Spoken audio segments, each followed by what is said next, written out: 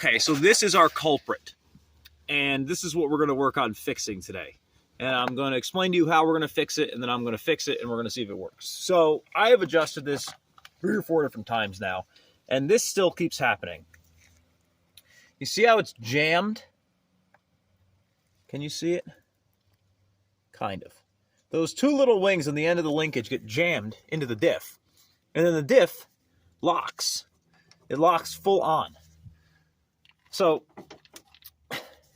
I'm not really sure why this keeps happening, but the only way to do it is going to be to take it apart, or to undo that, is to take it apart, and then, once you have it apart, obviously, then you're going to be able to bend it back the way it should be.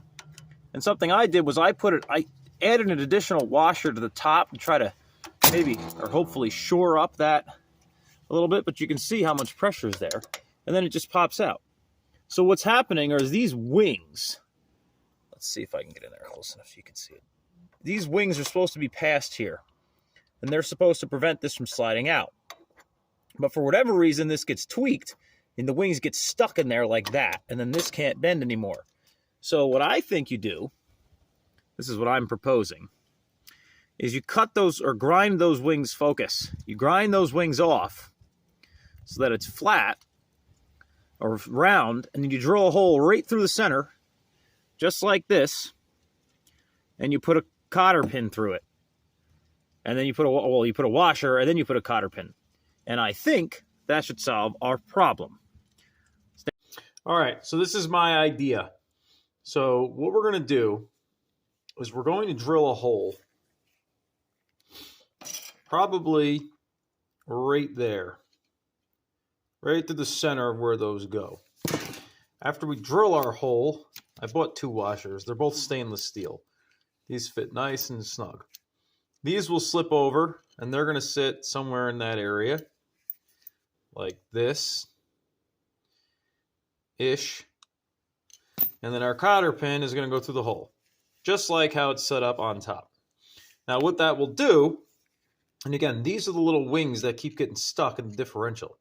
So in the differential bracket. So what that will do is it'll eliminate these wings, make this a nice smooth surface, and we'll have plenty of room back and forth to, hopefully it won't get jammed up again. And if it does, these are like $40 to buy this probably, or something. I don't know, maybe it's 2,000.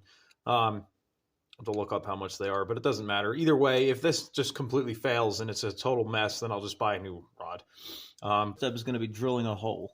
So I'm going to go just outside of the wing. So first we're going to dig a little center punch here. Hopefully this will work and not just push it through.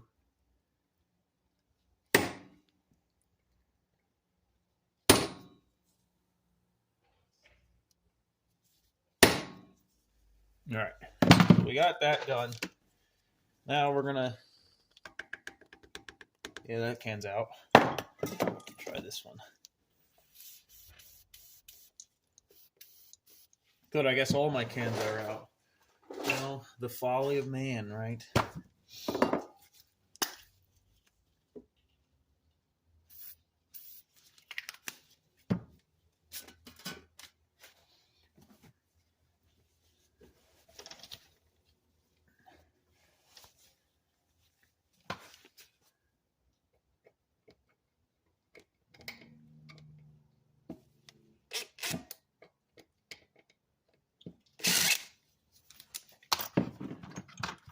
Guess we need a smaller drill bit.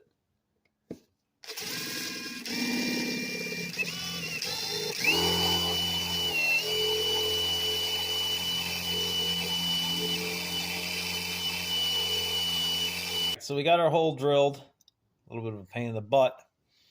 Size drill bit that I used is somewhere. Stand by. Is a 7/64 was the size of the drill bit.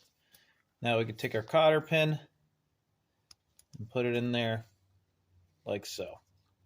Okay? And it's just about the right size. It's got a little bit of play.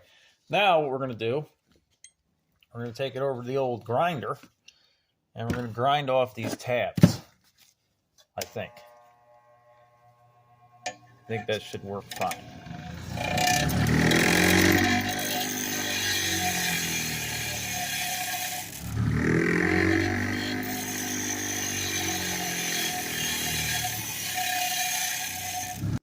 So this is our final product.